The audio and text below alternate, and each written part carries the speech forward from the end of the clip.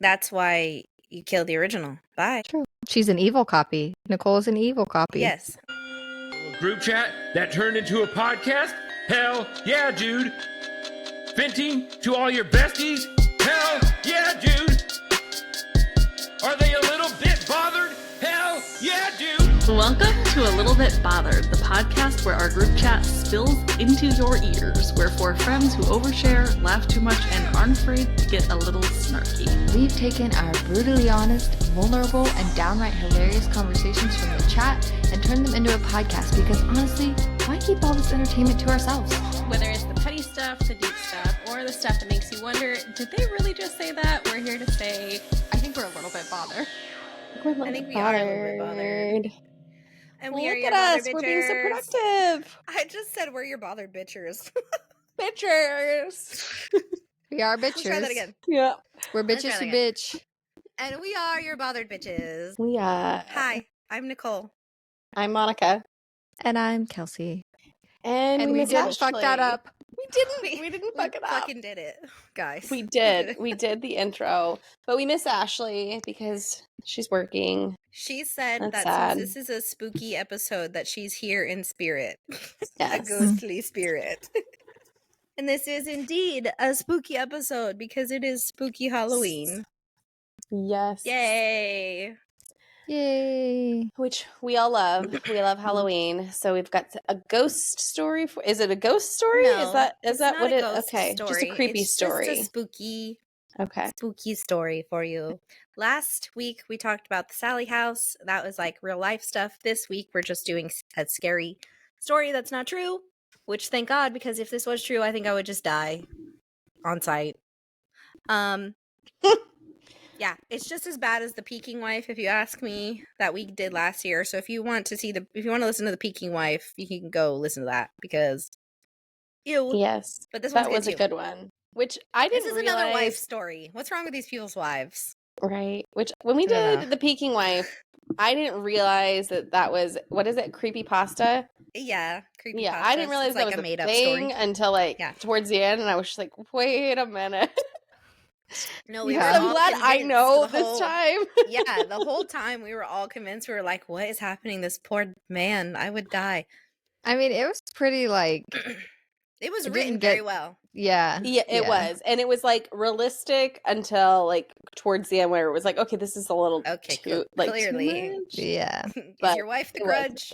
It's your wife the Ugh. grudge. I mean, Did you marry Samara? Like, what is happening here? Oh gosh. And because it's a spooky episode, we're gonna do spooky would you rathers again. And yeah, that's what we're doing. yes. I love spooky would you rathers. They're my favorite I kind know. of would you rathers. Spooky. Mhm. I know, I like specific them ones. too. They should just be a year-round thing. Yeah, I think we should just do Right? creep we ass do shit all love the our time. would you rathers. As you listen to these would you rathers, chime in the comments and tell us what would you do, because we want to know. So who's up first? I can go. I've got mine. Okay, go ahead. Okay. Sure, why not? Okay, so Kelsey, this one's for you. So, would you rather be trapped in a perfectly replicated version of your house but can't find the exit, or come home to find an identical version of yourself already living there? Ew, what? Ew. Oh. The first one. No replica me, please. That's weird. I mean, it's kind of an No. introverted person's dream, right? It's like you just, Yeah. as long as you like your house, I guess. Yeah. Can things come in? Yeah. Just Do Yeah. I have everything I need? Do I have everything I need and never need to Does- leave? Yeah, right. Sure. Can Amazon that's still fine. deliver? Right. Yeah, I guess. have Yeah, I Wi-Fi wasn't thinking that and far. Like, food? am I gonna starve to death and die? Is it just me that can't find the Oh. exit? Can Trevor come and go as he pleases? Like, Can he bring you some Dutch Bros? I don't know. What's this replica of me doing? Like, does everyone know it's a replica? Like, she's not trying to take my spot, is she? Well, that might be a good thing. Like, just every once in a while, you know. And you just pop in when you want to. Make the replica do everything. Yeah. Right? They do all the That's funny. chores, and you're just like, I'm just gonna hang out then. I'm not really sure. Sometimes I'm really bad at would you rathers because I need more. I know. I'm like, I've got Context, I know. questions. based off on just that, I'm gonna say the no exit thing. Yeah. Okay, Nicole. Would you rather discover that every person you know has been replaced by a perfect copy, or that you're the copy? Ooh. I don't like this question. I know. That's really I- hard, like, to think about. Because Yeah. if everybody around you is the copy, then it doesn't actually like it affects you, but it doesn't really affect you. But if I find out that I'm the copy, I'm having a mental breakdown. Yeah. But I mean, Like- think about it. Like, your kids are not your kids; they're just copies of your kids. They're copies of my kids, so then they are my kids, right? And it's like that's fucked. I guess I would probably rather I'm the copy. This way nobody else like has to deal with that. Cause then I could just kill the copy, right? Maybe, I don't know. Like the other You mean the other me, kill the I just OG? kill 'Cause you're the OG, copy. and then I'll be the copy. Well, And the that's fine. OG, I mean, unless you're like Is there linked really? somehow. I don't Like know. you need the host. Maybe. Or this is like the whole like replicated thing. Like, can we just swap? Can we like? I think I would rather be the copy in this situation, so that nobody else in my life is like affected by being a copy, or like Yeah, but then having would you have two- to like go But and create like a life of everybody- your own? But everybody in my life being a copy, like there being two of everybody in my life, like that's a whole lot of Oh. things. to Yeah, deal but with. if you're the copy, then yeah, are you even like Monica said? Are you even a part of your life? Like, are Yeah, you even you have allowed to to go like and find a mother new your life? kids? Or like, yeah, you got to go get a new whole fucking. That's why you kill the original. Bye. True. She's an evil copy. Nicole's an evil copy. Yes, I am the evil copy. I don't know. I feel like that's the I only way to mean- go. I can't kill off all the copies of the people that are in my Yeah, life. that's really unfortunate, So- Nicole. Honestly, because you have to fight yourself, and I wouldn't want to fight you. So No. wanna fight me either, You already so it's know all okay. your moves. I guess. But what if Nicole's the out there with a original me baseball doesn't bat. know? But what if she doesn't know that I exist? What if the original me doesn't know that I exist, and I'm just I this feel like- copy out here? So then I could sneak up on her This is like gotta the watch vantage her point. Yeah, for this a is little like the bit and vantage point of a integrate myself villain. into her life, and then kill her. the original Nicole has the brain of you, though, and so you're always like, think of how you That's think. true. Like, you're. I know. Mhm. I'm very aware a lot of the times. So I would probably see the original me would see the copy me and be like, "What the fuck?"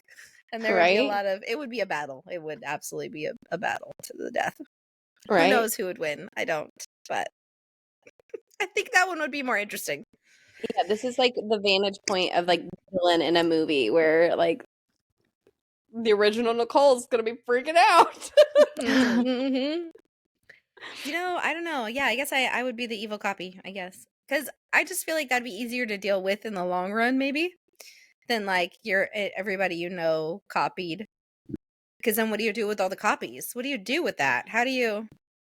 I don't know. It's a lot. Like, That's a lot to process. That's a lot to think about, right? I'd rather That's just why I deal with try one not to copy. overthink the would you rather's. Exactly. Yes. Just rather deal with one situation and not deal with the other one. It's a lot. That was a good one.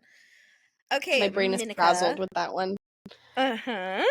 Okay, Monica. Would you rather see your loved one's face glitch and flicker every time they smiled Oh, for a split second, or see your own reflection lag behind every time you looked in the mirror? oh, my reflection for sure. I think that would be easier to deal with. Yeah. Yeah, it's just like it's buffering. I can deal with It's myself fine.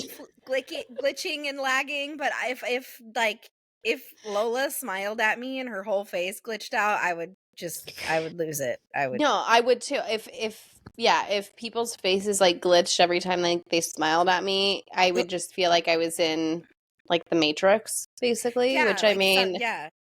okay, like that already messes with your head. But like I can just convince myself that my reflection is buffering. It's fine.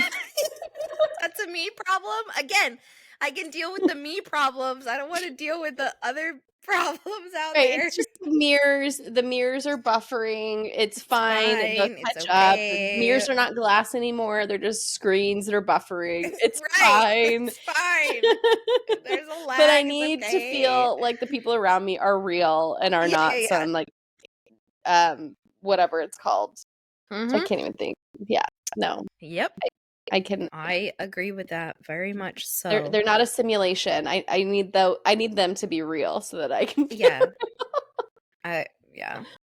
You need concrete evidence that they're real people and not that the entire world is fake. Yeah, I don't like that one though. Like the glitch Ew. would send me over the edge. I know. I saw that one and I was like, that's fucking disgusting. How dare you? Who comes up with this shit? Who As comes we up ask with it. this? As we ask Chad to come up with this for us because we're disgusting. Oh, goodness. We have brain spooky damage. season. We like this scary stuff. Okay. Should we get into our spooky scary story time? Let's do it. I'm not trying to rip off the spooky scary story time girl on TikTok. I just like that combination of words. Have you guys ever listened to the spooky scary story time girl? I think so. She is called Ashley Inc. I think like INC on every platform, I believe. You should definitely go listen to her if you don't know who she is, because her spooky scary story times are actual like submissions people send into her. Ooh, I love that. She keeps everybody anonymous and it's pretty cool unless they say otherwise. And a lot of it is like things that could totally be real and they don't make sense. And it's spooky. I love it. I want people to send me their stories of their spooky scaries. I know. Send us your spooky scary You guys stories. send us stories. Yeah, it can be send whatever. Us your stories, we'll read them. We'll talk about We'll it. read them on air. We'll keep you anonymous as per usual, but send us your scary shit because we like it. Make it so that I don't funny sleep at shit night. or unhinged Or funny shit. Whatever. Just send us your stuff. Okay, let's get into it. So this story is called "There is Something Very Strange Going On with My Wife." I'm sorry, every time you say that, like I'm just Ghostbusters. Like There's you start that strange every time. Okay, keep going. Neighborhood. Who you gonna call? They need something. I don't know if Ghostbusters are gonna help these people, but they need something. Okay, so it starts off. Growing up, I always feared monsters, even in college, which most would consider to be the time when you can be called an adult. My greatest fears were the monsters under my bed, in the closets, or at the window. I would always tell myself how silly this was, seeing as I was an adult at this point, and I was still afraid of something I knew did not exist. That was until I met my wife. But before I tell you what happened, let me elaborate on how I met my wife and how much she means to me. I met Natalie in college. I was a nerdy guy, yet she saw something in me that no other girl in my life had. She was an extremely kind person who always had the sweetest intentions. As I spent more time with her, I realized how many things we had in common. To me, she was the most beautiful girl in the world. I could stare into her green eyes for the rest of my life, and that's what I chose to do when I proposed and we finally got married. Fast forward to married life. I am working now, while she is working on an online master's degree. Life is good. Life is actually perfect. Too perfect. Ever since we got married, I've told her everything. My deepest secrets, my deepest feelings, and most importantly, my deepest fears. I remember when I first told her about my silly fear of monsters. At first, she laughed it off, but over time, she noticed how I would sometimes shiver in bed, lying awake in fear. Being the sweetheart that she is, she would hold me and tell me it would be all right. My wife became my protector. She became the one to keep my fears in check. Her face became that of an angel to me, one that would protect me from whatever scary things life had in store for me. I came to trust those beautiful green eyes, and every time I saw her, I knew I was safe. Now to the more weird things that have been happening as of late. The first incident I can recall that could be defined as strange happened at 3 a.m. one night. Never good. I woke up feeling extremely thirsty, and being the fearful guy that I am, I grabbed the flashlight to get some water. As soon as I turned on the flashlight, I noticed my wife wasn't in bed. I looked over to the bathroom and the light was on and I could hear the water running, so I assumed she was in there. Half asleep, I walked downstairs to the kitchen and almost had a heart attack when I saw my wife standing in the corner drinking water. As soon as I saw her, though, I felt safe. She smiled at me as she sipped the water from the glass. I was too tired and mumbled something about how hot it was as I got some water. She continued to smile at me as I finished my water and headed upstairs. As I walked back upstairs, I called out that she should come back to bed, seeing as it was so late. When I got back to my room, there she was, sound asleep. This was the moment I became wide awake. I could have sworn she was downstairs having water. Afraid to go back downstairs, I woke her up and told her what happened. Half asleep, half upset, she comforted me and told me to go back to bed. The next morning, she joked about how I'm so afraid of the dark that I see her everywhere as my protector. Besides, I was using the bathroom when you thought I was out of bed, she claimed, with a warm smile. How could I think otherwise? A week later, another strange incident. This was in broad daylight. While on a Sunday morning, Natalie woke me up at 11 a.m. and told me she was going to get groceries. Around 11:30 a.m., I finally got out of bed and dressed up for a late lunch with my beautiful wife. When I went to the kitchen and found her drinking a glass of water, I smiled and said, "Back so soon?" She didn't reply. She just smiled as she sipped on her water. Before I could approach her, the doorbell rang, and I immediately went to go see who it was. I opened the door. Yes, it was my wife, back with all the groceries. "Oh, help me with all of this, will you?" she said jokingly, as she put the paper bags down by the door. As soon as she saw my color-drained face, she knew something was wrong. She sat me down, got some water, and I told her what happened. This time, it was in broad daylight, and I knew what I saw. As much as I had come to adore her beautiful green eyes, for the first time, I saw in them a strange fear. My wife was the strong one, never afraid. She told me there's something she should have told me a long time ago. She said this happened to her as a kid, where her parents and siblings would see her in places they knew she wasn't. They could never explain these occurrences, but seeing as it caused no harm, they came to live with it without really questioning these encounters. Ew. I hate that Excuse so me? much. Yeah. It took me months to process everything she had told me, but I started to live with it. Like I said, my true perception of fear was monsters, not my beautiful wife. Several similar incidents happened. For instance, I would see her sitting in bed, only to find her cooking in the kitchen downstairs. And in all these instances, when I would interact with this entity that I still saw as my wife, she would smile and not say anything. I actually came to find comfort in seeing my wife all the time, always smiling, always happy, and always perfect. It is important to note that in all of these incidents, there was never any overlap, meaning I never saw her in two places simultaneously. I guess any sane person would have called out to their wife when they thought they were seeing the entity. But like I said, I found comfort in her green eyes, in her smiling face, so I honestly didn't really care. Then today, everything changed. My wife told me she was going to visit her grandparents who live an hour away from where we do. She invited me to go, but seeing as it was Sunday and I just wanted to be lazy, I told her to go ahead without me. This is when it finally happened. The overlap. I was in my living room watching TV when I got up to get myself a Coke. There she was, my wife again, sipping water from a glass and just smiling. I was so used to it by now, knowing this was the entity, I smiled and said, "And it is nice to see you're still watching over me." Ew. Yeah, I don't like that. Ugh. Don't talk to it. Ew, what the hell? She smiled and continued to look at me with those beautiful green eyes I had grown so fond of. That's when the phone rang and I turned away from the entity to pick it up. "Hey, sweetie, I'm going to run a little late since Granny insists on me staying for lunch." It was my wife, and as soon as I heard the voice, I heard a glass shatter, which my wife on the phone also heard. I turned around and saw that the entity was now glaring at me, the smile no longer there, but rather a very disturbing grin. She was pointing at me Oh. with her head tilted at a perfect 90-degree angle. Bent neck she lady. pissed. She bent neck lady. She jealous. Where are my Hill House fans out at? Bent neck lady. She is coming through. Yeah, I don't like that. Ugh. I don't like that either. But that wasn't what disturbed me. It was her eyes. They were no longer the green that I found so much comfort in. They were pitch black, like those demons in the movies. I stared at her as I was at a complete loss for words.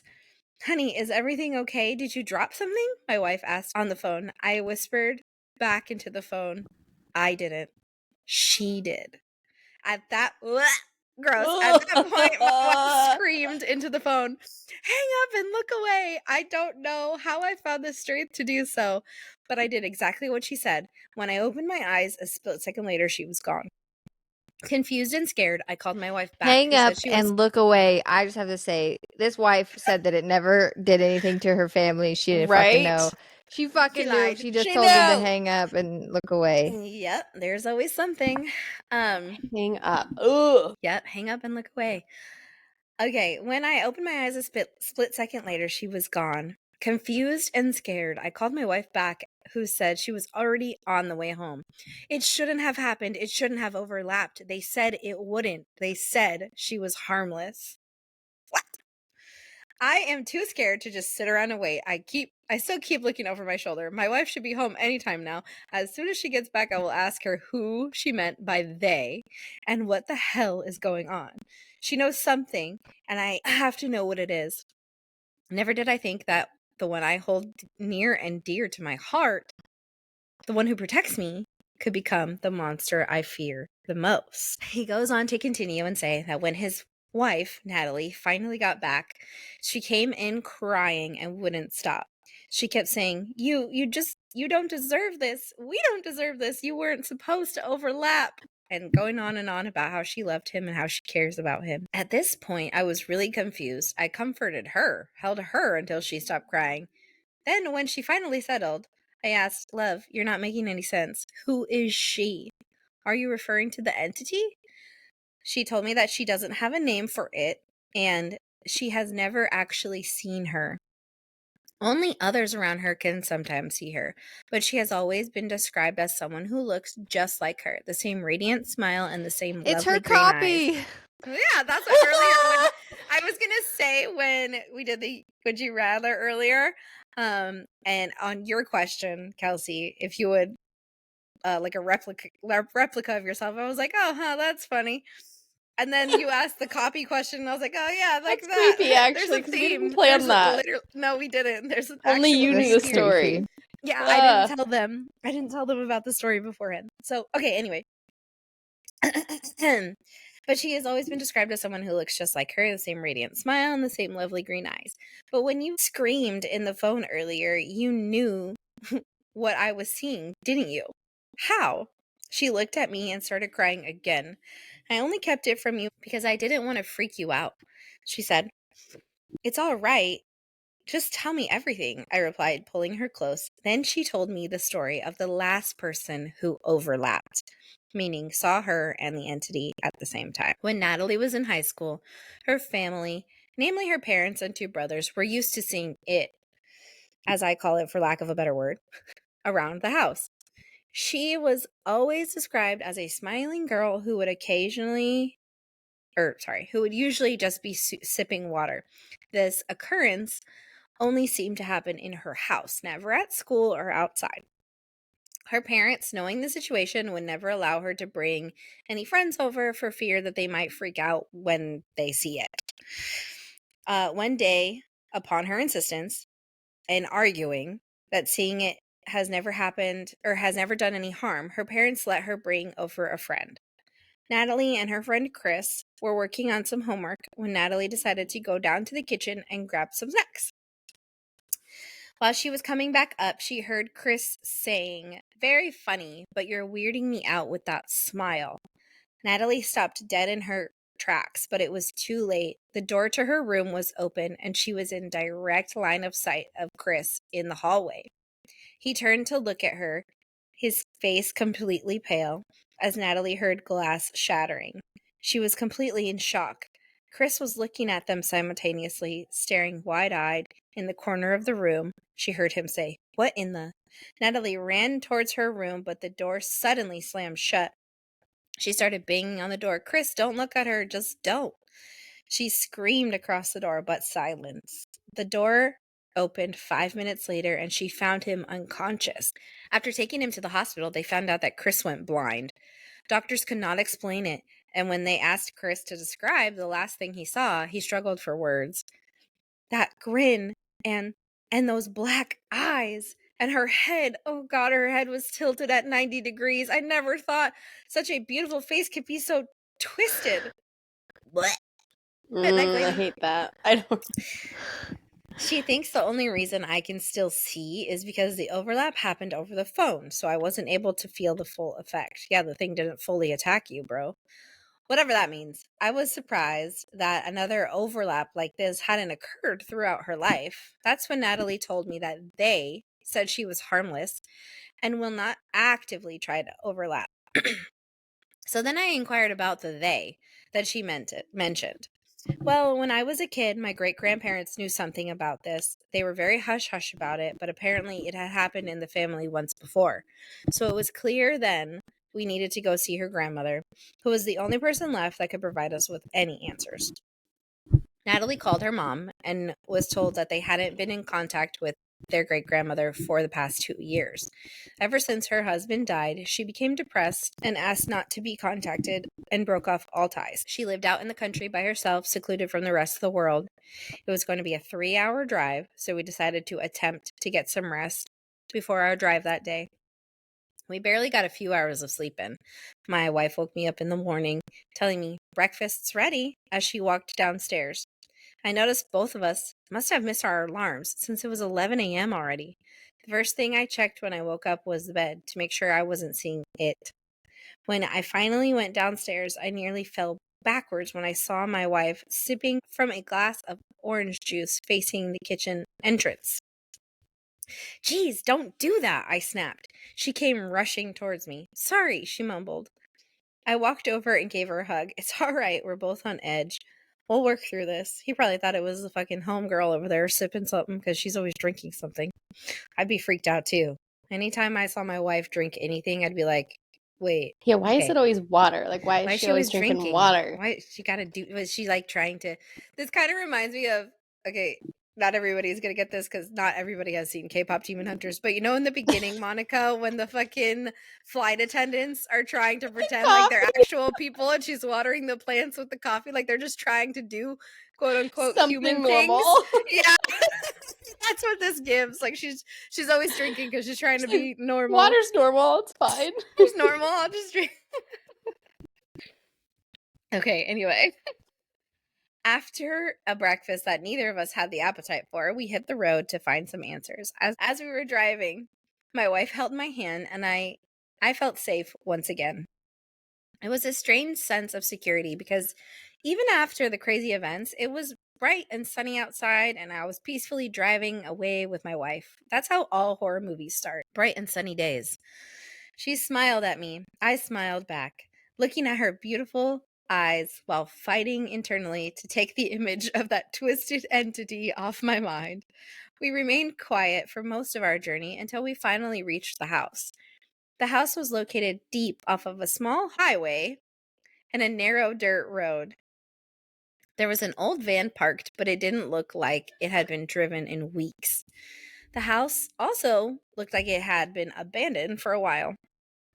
My wife reached out, and I held her hand. "Let's hope for the best and see what we find," I said. But before I could open the door, my cell phone rang.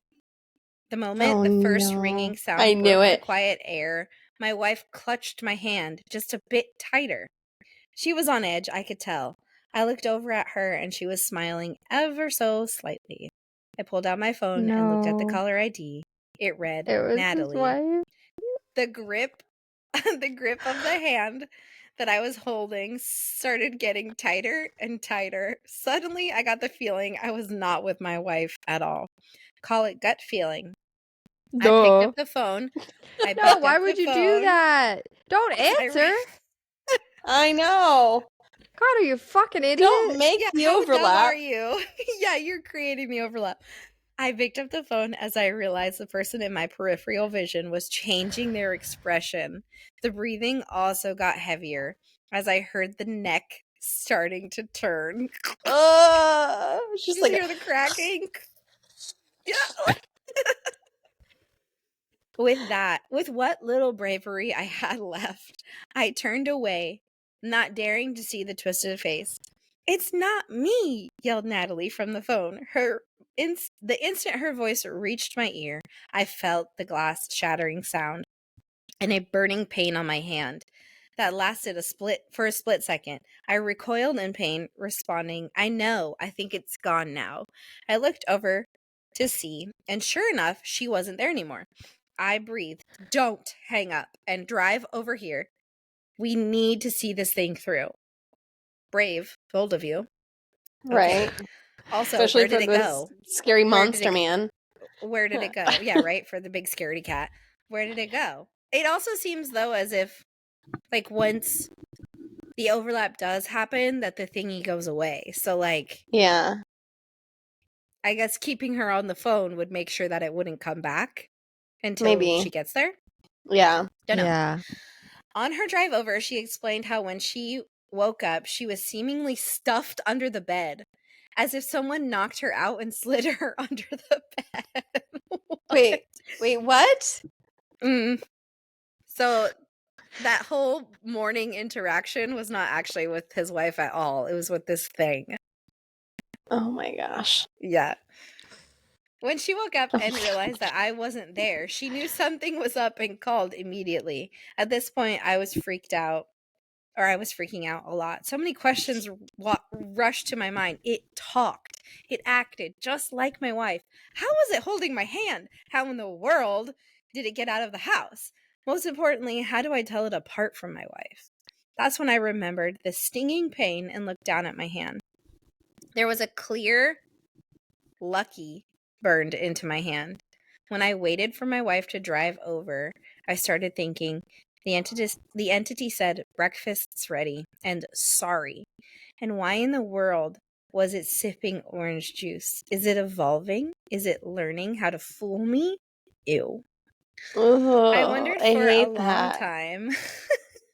I wondered for a long time what all this meant until my wife finally arrived at 5 p.m. It was getting dark and I wanted to go find a motel and come back tomorrow, but my wife insisted that we at least check it to see if someone even lives in the abandoned house. Before she got out of the car, though, she took the cigarette lighter from her car and burned it on her hand. I got very upset when she did that, but she said it might help tell them apart. At this point, any idea of rationalizing this fear sounded great. We went and knocked on the door as the doorbell seemed broken. Did you hear that? My wife looked at me terrified. Hear what? I wondered. The scream. It sounds like someone is in pain. My instinct was to back out. I really wish I had. But before I could do anything, my wife was opening the door and leading me in. I held her hand while keeping one foot in the door. I was all too familiar with the classic door slams behind you in the creepy house to walk in completely. Inside, everything was dusty and full of webs. It was so unnervingly dark. As my eyes adjusted to the dark, I noticed that the house was completely trashed, with strange symbols scratched into the walls and on the broken furniture in a shade of red. Ew, so who knows what red thing they're using to make these symbols. Red spray paint? I think not. Just then, my wife started feeling lightheaded and began to fall. I feel so dizzy, she mumbled. I immediately caught her as she passed out. Then, to my horror, as I looked up, I saw her in the hallway. I could barely make out her figure, but her finger was pointing at me with her head tilted at that unnatural angle. I did not need to stand there until I saw the rest of her creepy figure. I immediately turned around while dragging my wife with me. The door behind us slammed shut. But luckily my foot was in the door. I thought he was going to leave his wife there. I was like, wow, he's going to run for it. But luckily my foot was in the door. I groaned in pain from the impact and lunged towards the barely open door and crashed outside with my wife.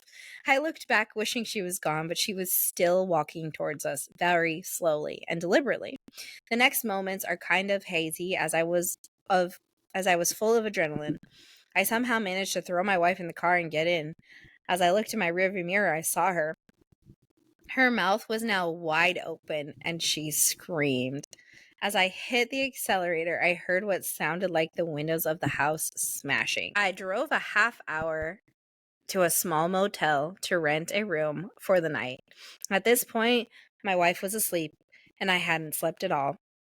I don't dare not to look away from her. And what does the message on my hand mean? Is it toying with me, telling me I'm lucky? My wife called to save me? Do we go into this house again? Maybe with someone else? Finally, when my wife woke up, we had a long discussion on what our next step would be. While we were talking, I casually glanced at her wrist and noticed the burn mark was still there. She saw me looking, and her usual radiant green eyes became dull. It's me. I wish I could tell you not to be afraid of me, but I don't trust myself anymore. Tears started running down her face as I gave her a hug and comforted her. Without responding, she was right. I was starting to doubt the one person I trusted to protect me in any situation. Though I took solace in the fact that she was still the one who saved me twice from this twisted entity. Besides doubting ourselves, we did come up with a few theories that seemed to make sense in light of recent events. First, it seems that the entity is unable to appear in my wife's presence, proven by the fact that the moment she passed out, I was able to see it. Second, the entity is either evolving since it was able to speak and move out of the house, or there might be multiple entities, as some people have suggested. Third, technology could potentially be a weakness for this thing, as the phone call has saved me twice now. Also, he's writing this in parts, obviously, and he's writing it as if he's asking people of Reddit for help. So there's some things that like don't totally make sense, like what I just said. There might be multiple entities, as some people have suggested. That's what he's talking about in this. But yeah, just wanted to throw that out there. Interesting. Yeah. He also talks about his wife in past tense. I guess we're gonna find out. Actually, I never finished the end of this story. I never heard the end. Okay. So I'm gonna be just as surprised as you are. Finally, there is something very wrong with that house, and the entity definitely doesn't want us there. The house is something that has to be explored, but it is too dangerous to just go back without any further knowledge. So we decided to talk to the only other person in Natalie's life who has experienced the overlap. Her high school friend, Chris. After making some phone calls, we found out that Chris, Chris is going to be like, get away, I don't want to talk to you. Yay. Chris is like, yeah, no fucking things. Yeah, fuck out of here, guy. After making some phone calls, we found out that Chris lived in a nearby town and had become a support group speaker for the visually impaired. It turned out he was actually speaking at 11 a.m. and we still had enough time to be able to make it. We got to the small community hall just in time as they closed the doors. Most of Chris's speech was very uplifting and full of emotion, talking about all that he had achieved in his life. He ended his speech by saying, "The day I lost my vision was the day that I truly stopped living in fear." We stuck around after, and when the hall had emptied, approached Chris, who was standing next to his wife, whom he had introduced earlier in his speech. I didn't know how to even begin to ask him about his vision loss, but before I could say anything, he said, so the overlap happened. She said you would come.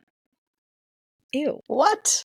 He then went on to tell us that ever since the incident, Natalie's great-grandmother had been in close touch with Chris. She felt very guilty about what happened and was determined to find out as much as she could. She also insisted that it was only a matter of time before the overlap happened again around Natalie, and she wanted to find a way to stop it. When we told Chris about the condition of the house and the symbols that I saw, he became very serious. Then she tried to do it. She tried to bind what holds the sisters, in quotes, together to her house. I'm afraid she may not have survived that, he said quietly. I was really confused at that point. Did you say sisters? I asked. Chris then told us to follow him home as there was a lot we needed to discuss. While Chris's wife cooked us lunch, she told us about the day he lost his vision. So I never told this to anyone except your great-grandmother. But that day that I lost my vision before I passed out, I'm pretty certain I saw a second entity behind the one that I was staring at in disbelief. As I drifted into unconsciousness, I heard a whisper. Feed. Ew. He went on to explain that Natalie's great-grandmother called the entity sisters since she was certain there were more than one of them. Additionally, she believed that they feed off of our fears, and not just fear, but the greater the fear, the more attracted the entity becomes.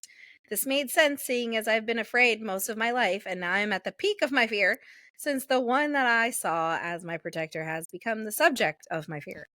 After years of research into ancient lore, demonology, mythology, and family history, Natalie's great-grandmother found a way to bind them there. However, seeing as the entity still appeared and drove with me in a car, that means they are still able to move about freely. But they might have a vulnerability in that house. All of this was progress, yet the thought of not knowing how to deal with these sisters was quite troubling. "Lunch is ready," called out Chris's wife as we made our way to the kitchen to enjoy a much-needed meal. Chris wanted to end this as much as we did, so he insisted that we spend the night with him for our safety. Considering I had not gotten any sleep lately, I welcomed the idea. We all stayed in the living room, and Chris's wife and I took shifts staying up, making sure nothing happened. Right, because Chris is blind, so he can't. I woke up at 3 o'clock in the morning, feeling thirsty, yet again. I laughed at myself as I thought, maybe I have a medical condition of waking up thirsty in the middle of the night. I looked over at Chris's wife since it was her shift to be on watch. Sure enough, she was awake and looked over at me with a gentle smile. I whispered, "Water?" and she pointed to the kitchen. I walked over, half in fear of seeing the entity again. The kitchen was thankfully empty as I went to look for water in the fridge. Darn, no cold water in the fridge. I figured they might have some bottled in the pantry. Trapped water. Trapped water. Nicole learned about trapped water this week. Yeah, I did. I figured they might have some bottled water in the pantry. When I opened the pantry, I saw that it was very spacious and dark. I went to turn on the light and saw something very unexpected and horrific. In the corner lay Chris's wife, tied up, seemingly unconscious. Then it hit me. "Lunch is ready." Those were the only words spoken by Chris's wife that day. I was so caught up in figuring out what was chasing us that I missed that fact completely. I rushed back to the living room to find my wife missing and Chris sound asleep. What ensued after is beyond bizarre. I woke up Chris and called the cops immediately. I knew they must have taken her to the house. I didn't have time to tell them my wife was missing, so I rushed out the door, headed for the house. Yes, I know this was very stupid, but we do stupid things when our loved ones are in danger. That's just human nature. During the drive, I kept asking myself, It is how for did this I guy. miss this? I guess. Why is this entity evolving so fast? It took another form. Is it because I was not supposed to survive an overlap, much less twice? Is it hunting me down? But why take my wife? I'm the one they want. I finally reached the house. It was now 6 a.m. Before I could step outside of my car, my phone rang. It was Natalie. "Hello? Honey, are you okay? Where are you?" I yelled as I picked up. I'm so confused. I thought we slept at Chris's house. I'm home. Please just come back." Now I was really confused. Is that still my wife on the phone? "Honey, your wrist." Before I could finish, she replied, "Yes, there is a burn mark on my wrist." So I decided to drive back. First of all, how would you know that? How would you could just trust that this thing over the phone is telling you, "Oh, yeah, I have a burn mark on my wrist." Right. No, but it is talking a lot, so maybe, okay. So I decided to drive back. As I started reversing, I saw it standing in the window of that decrepit house. Also, what about Chris's wife? Oh, I guess she's in the pantry closet. She's fine. Anyway. I mean, did he tell Chris, fine. though? Well, Chris is with him. Okay, anyway, as I started reversing. We'll be back for her later. Yeah, well, they did call the cops, so maybe they're like, she needs help. We're going by. I don't know. Yeah. Standing in the window of that decrepit house, sipping water from a glass, smiling at me, with eyes shining greener than usual. I left for home. "You just left?" frustrated and not understanding any of what was going on. On my drive back, I wondered, it knew I was going to go back to the house to look for my wife. It wanted me to see, but why? When I got home, Natalie came running and gave me a hug. I felt cold-hearted for doing this, but I immediately pulled out her wrist to find the burn mark on it. She looked up at me, disappointed. It is me. As I finally looked into her eyes, my heart stopped. Her eyes, they were dark black. The irises of her eye was no longer that beautiful green that I had come to find so much comfort in. They were deep black. Natalie had been crying a lot ever since she looked in the mirror, and I am still processing all of what just happened. It's been a complete day since her eyes changed color, and there have been no more sightings of the entity. Life is seemingly normal, not perfect anymore, but normal. Natalie is still herself, but it seems to be a lot more serious now. I spoke with Chris on the phone, and he told me that him and his wife are doing okay and have not seen the entity since. How would he know? At this point, I am writing, sorry. At this point, I am writing this update, and I'm not sure if I'll go back to that house to investigate. I can't help but think it wanted me to see its eyes that day at the house. It wanted me to know what it took from me. I don't even know if destroying the sisters will bring back Natalie's beautiful green eyes. But that said, I'm keeping a close eye on her. Just when I thought maybe I had found peace, just maybe, I could move on with everything, things got weirder. So Natalie's eyes remained black. After a couple weeks of pretending that things were okay, I tried to talk to her about the whole situation, but she would always find a way to skirt around the conversation. Things have never really been the same. We eat dinner in silence. I wake up at night and find her staring at the ceiling, but enough was enough. I couldn't continue to live on like this. I needed to find a way to fix things, and the only way I knew how was to go back to that disturbing house. I sat down with Natalie and we had a long conversation about everything that happened, and she reluctantly agreed that we needed to go back to the house. Whatever these sisters were, we needed to confront them. So before we headed back to the house, we came up with a plan. A lot of you guys suggested that mirrors might help, so I made sure to bring a mirror with me. I mean, at this point, why not? Additionally, knowing how dark it was inside the house last time, I brought some night vision goggles. Now the question was whether Natalie would accompany me on the trip or not. Considering that she has been my savior every time, we decided it was best that she went with me. However, I was not going to let her enter the house under any circumstance.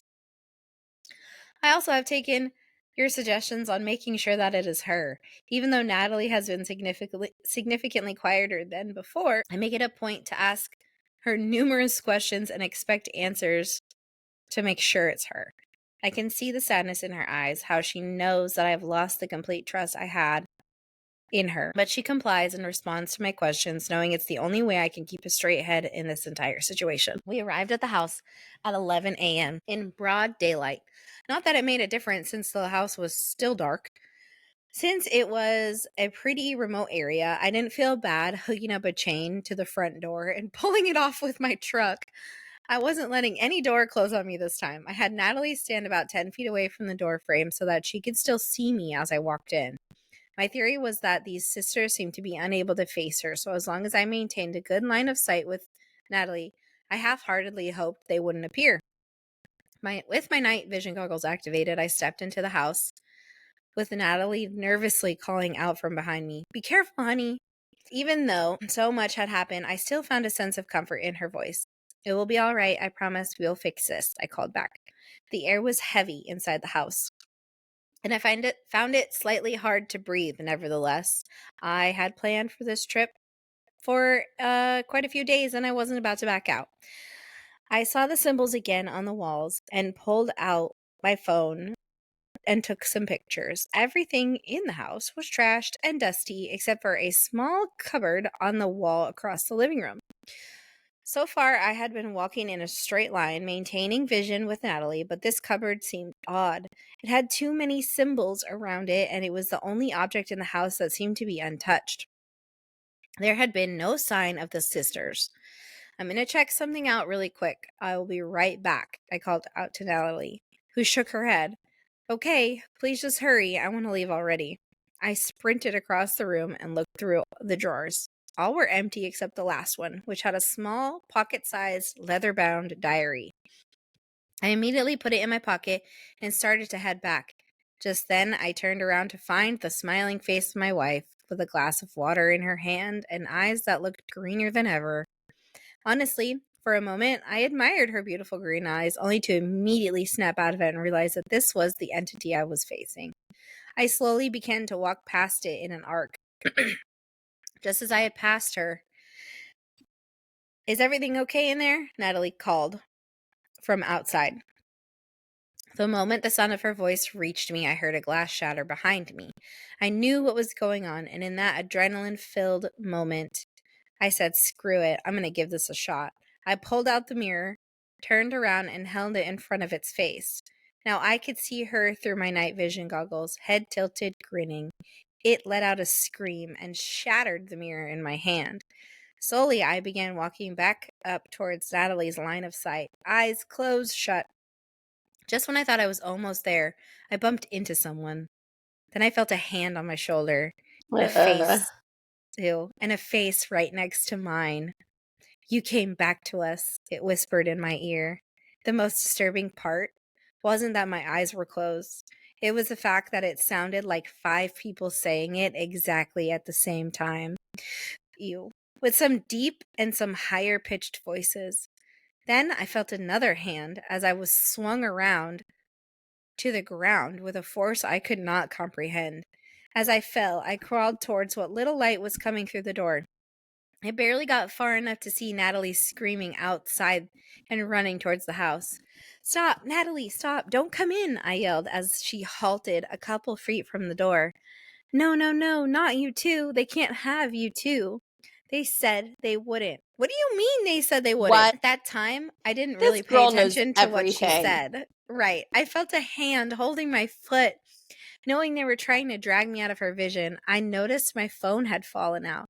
At this time, I became very dizzy and I reached to unlock my phone. Even though it was dark, Natalie's face lit up on my phone screen background, her beautiful green eyes radiant as ever. I gave her one last look as I began to pass out, but right before I passed out, I felt the hand release my foot. I woke up at the hospital. As my blurry vision became clearer, Natalie jumped at me and gave me a hug. "Oh, thank God you're okay. Can you see? Look at me. Can you see?" As she moved back, the first thing I noticed was her green eyes. They were just as radiant as they used to be. "Your eyes," I mumbled. Natalie let out a scream of joy when she realized I could see. Yes, honey, my eyes are okay. I feel like myself now. Everything is okay." I had so many questions in that instance, but the doctor insisted that I rest. This bitch is sus. The next morning, while the doctors were completing all the paperwork for my discharge, I spoke to Natalie about what happened at the house. She explained that I was falling unconscious. She ran into the house only to see that the sisters were staring at my phone. The instant Natalie saw them, they looked up at her. After a brief stare, they disappeared. She also told me that as she was pulling me out of the house, it started crumbling and collapsing to the ground as we barely made it out. Really? I thought to myself. Was it that simple? Then I remembered about the pictures I had taken in the house, and I reached for my phone to look at them. "What are you looking for, love?" Natalie asked as she saw me desperately going through my photos. "I took some pictures in the house, but I can't find them," I replied as I wondered what happened to them. I don't remember you taking any pictures." She grabbed my phone and slid it in her purse. "But we'll worry about that later. I'm just so glad you are okay." And she gave me a hug. She was acting a little strange. Did she delete the pictures from my phone? I noticed my jacket hanging on the door, the same one I had worn when I went inside the house. I walked over to it and put it on. "It's chilly in here," I smiled at Natalie. Just then, the doctor called for her to sign some papers, and as she turned away, I immediately felt inside my pocket. I could feel the small leather diary. Ever since we've been home, Natalie has constantly been at my side, quite literally. The only time I was not with her was when I went to use the bathroom. I pulled out the diary and looked at the first page. "Herein lies what little knowledge we have gained over generations since the birth of the sisters. I was about to flip the page when Natalie started banging on the door. Are you okay in there? Yes, honey, I'm fine. I'll be out in a bit, I yelled back. Something's not right. She won't leave me alone for one bit. Not to mention what she said before I passed out. She knows something and won't tell me. But I don't want to confront her just yet. I went to work today and tried to read the diary whenever I got the chance, but I had a busy day. The story is quite long, but I'm getting close to finishing it. Earlier today, I left work a couple hours early and drove over to the supposedly demolished house. What I saw disturbed me. The house was burnt to the ground as if someone deliberately set fire to it. Why would Oh my Natalie lie to gosh. me? Did she set the house on fire? I am starting to doubt a lot of what she said. Natalie keeps calling for me to come to bed, and I'm in my study writing this. I keep lying, saying I have to write something for work.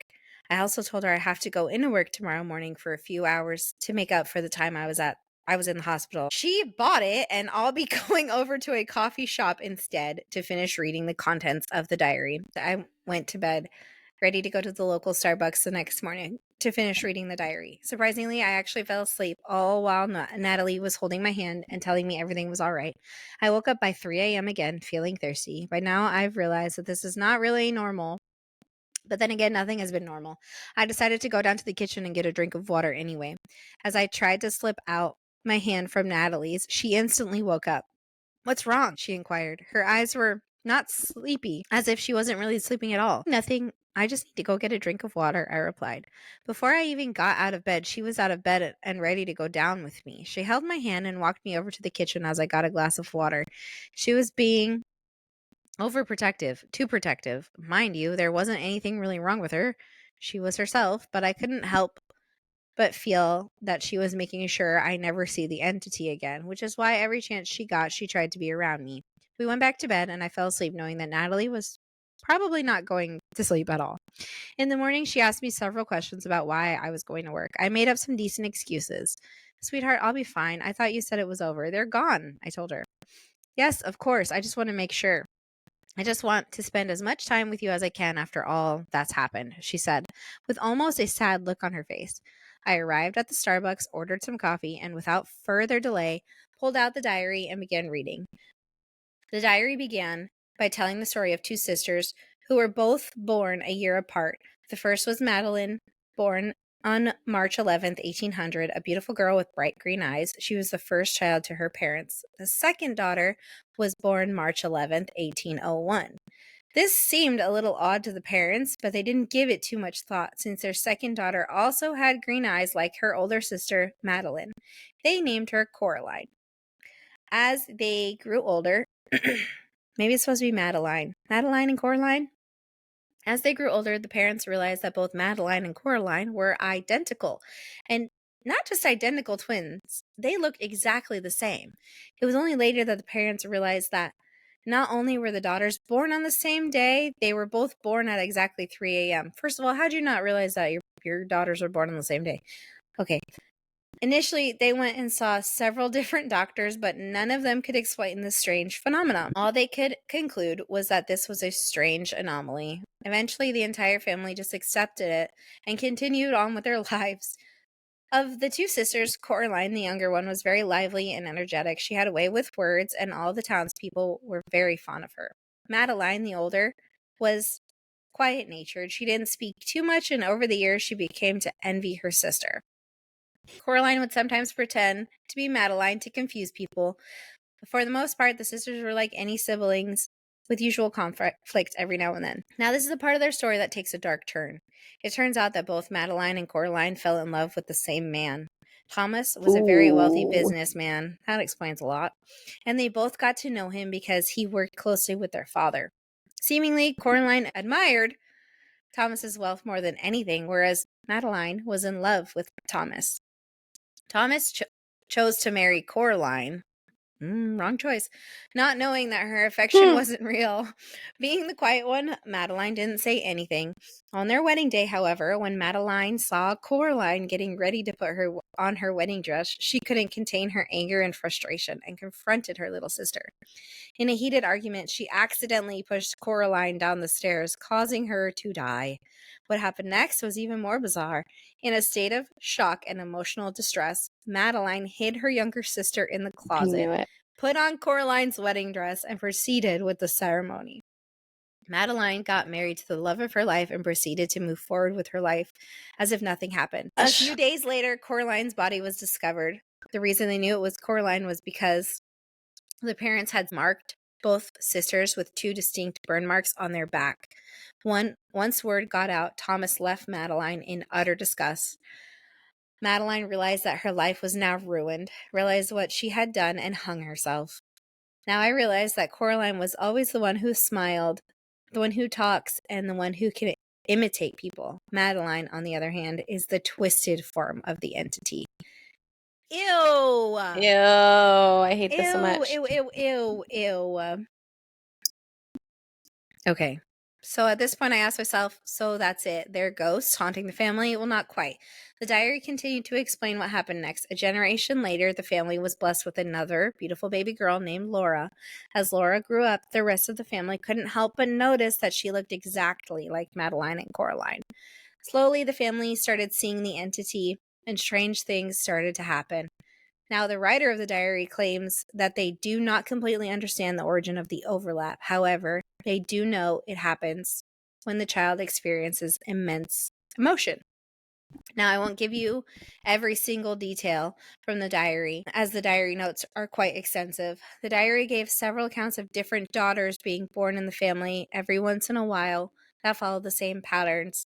They look like Madeline and Coraline, and things around them become strange. Over the course of the notes, the diary writes, and the diary writer's understanding of the entity increases. All cases ended with the sisters taking complete possession of the daughter or anomaly child and disappearing. The notes went back and forth on what exactly the sisters were until I arrived to the last few pages of the diary, which were written by Natalie's great-grandmother. At least that was my guess. Turns out she was a neurologist. She theorized that the sisters were part of the anomaly child. This is why no one ever found a way to end the sisters. They reside within the mind of the anomaly child. This meant that part of Natalie was the 2 sisters. Natalie's great-grandmother continued by saying, Natalie is not to blame. The sisters are able to communicate with her subconsciously. Therefore, she knows that they exist, but is not completely aware of what happens around her. To my horror, I turned to the next page, hoping for a solution. The final words of the diary read, it's her. They are a part of her. In every past case, the final stage was complete control of the anomaly child's body by the entity. Ugh. After which, the immediate people around the anomaly child would die, and the anomaly child would disappear. The sisters are entities that feed off immense emotion. Unfortunately, we have tried killing the anomaly child, but that does not end the cycle. Oh my god. They will be coming for me next, as they have seen the diary in my possession. I am hiding with this diary under the prescribed markings. To whoever finds this next, I am sorry. I wrote that last paragraph without telling you how shocked I was. Was this it? There was no solution? Is that why Natalie's been staying so close to me? Does she realize she will eventually be lost to the sisters? How did she save me that day at the house? Did she actually interact with the entity? I closed the diary, my heart racing. I cannot lose Natalie. She is my world. She is everything to me. As I looked up, I realized it was almost dark. I had spent nearly the whole day reading this diary. As I drove back home, I didn't know what to do. I decided that I needed to confront Natalie and tell her about the diary, even though that probably didn't sound like the best idea. But what other choice did I have? When I got home, Natalie rushed into my arms, and I apologized for being late. We had a nice dinner, and after she asked me if we could look at the stars. Considering all the weird things that had happened lately, I gladly agreed and finally do something normal with Natalie. Remember how we used to climb up to the roof of the engineering building on campus and stare at the stars? She asked. Yeah, and I still stand by what I said then. I don't really need to look at the stars when I can look into your beautiful eyes, I responded. I love you so much, always know that, she said, and started crying. I held her as I couldn't help but think she knew what was going on. That night, I went to bed fully intending confronting her the next morning. I woke up at 2:45 to Natalie quietly kissing my forehead. I pretended to stay asleep as I heard her walk downstairs. Quietly got up and followed her down. Then I saw her holding a suitcase and walking towards the front door. Natalie, honey, what's going on? She turned around, eyes full of tears. I have to go. I'm sorry. I have to go. I wasn't letting her go. I had gone through too much for her sake. Natalie, I know everything. I started, but she kept glancing at the watch. No, you don't. I asked them to. I told them to take me and leave you alone. She screamed. Now I was really worried. Natalie, what did you do? How did you get me out of the house? Natalie, I need you to be honest with me. For once, just trust me. She collapsed to the floor. I begged them to leave you alone and take me. I've been fighting them for so long. I've been fighting to keep them away for so long. Half the time, I don't even know who's in control. They agreed. They will leave you alone only if I stop fighting them. But it's too late now. I'm no longer fighting them in my mind. I have given them control of my body. Run, run, run. As she said her last words, I began to notice the strange inflection in her voice. Run, she screamed. But as she looked up, her eyes went pitch black, her head started to tilt, and the grin started forming on her face. The clock behind her head read 3 a.m. What ensued was probably the craziest thing I've ever done, but in hindsight, the last couple of months have made me a lot braver than I ever was. As she stood up, I rushed towards her and gave her a hug. I know you're in there. I know you've been protecting me this whole time. You have always been my savior. Now it's time for me to save you. Now it's time to protect you. Come back to me, Natalie. Come back to me. You're stronger than they are. Fight back. I held her, eyes shut. Close. What? I held her. Eyes shut. Close. Okay. Remember the stars. Remember how we stared at them last night. Remember how we stared at them all those years ago. I still think your eyes shine brighter than any of those stars in the sky. In that adrenaline-filled moment, I kept talking about our most cherished moments until I felt tears on my shoulder. I finally had the guts to pull away from her to see that she had returned to being my Natalie. Eyes shining bright green, full of tears. I'm so sorry, she said, and I held her for a long time. After everything that has happened, I've realized that I was so afraid of the world. I've always feared monsters that exist in my imagination, and the only person I saw that could ever shelter me was Natalie. Little did I know all along that she was fighting against something much scarier. She needs me now more than ever, and I have finally come to see that. I've realized that I have to fight for the one I care about so deeply. I believe that in the moment Natalie gave the sisters control over her body, they became vulnerable. Somehow, they seem to be trapped inside Natalie. Life is not going to be normal anymore, but I don't care. As long as I have Natalie, everything will be all right. It's been a week since, and things are starting to normalize. Still, sometimes at night, I wake up, and when I turn to look at Natalie, I see those pitch black eyes. But I hold Natalie's hand, and in the blink of an eye, her eyes return brighter green than ever. This is like a combination of all of our would you rathers. Yeah, that was really fucked up. Like, excuse me? Oh my gosh. That all was the twists. creepy. That was a lot of things I was not expecting. I don't think I could look at that. You got like other things up in there. For real. Packing up, leaving with her suitcase. Bye. Right. See ya. Take them with you. Why'd you tell her to stay? See you. Right. You and your little friends can go away. Oh my goodness. Ew. That was like... Does her neck go 90 degrees because she got pushed down the stairs? I think because the sister hung herself. Oh, yeah. Yeah. So the one that got pushed down the stairs was the lively version that could communicate. And then the scary version herself was the one that hung herself. Yep. Oh, creepy. Ew. It's definitely giving Bent Neck Lady because it is. Bent Neck Lady is future version of herself. So definitely was giving Bent Neck Lady. Yeah. Very scary. Interesting. That was a Yeah. long one though. Why That are was all a these long one. creepypastas so long? I remember the Peking Wife being really long The too. Peking one, it was so long. It just It kept was so long. going. And Okay. going. So that was a fun one for Halloween. Very long, yep. Let us know what you guys think in the comments, and ew. make sure you share. I don't know. I like the ghost stories and the creepy stories, but Me pretty too. much only this time of year. Yeah, right? We can't do them all the time.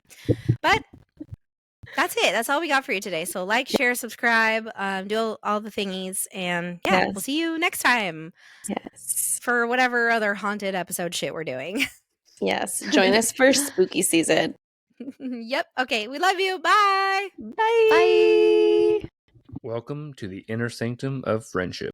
These bitches are a little bit bothered.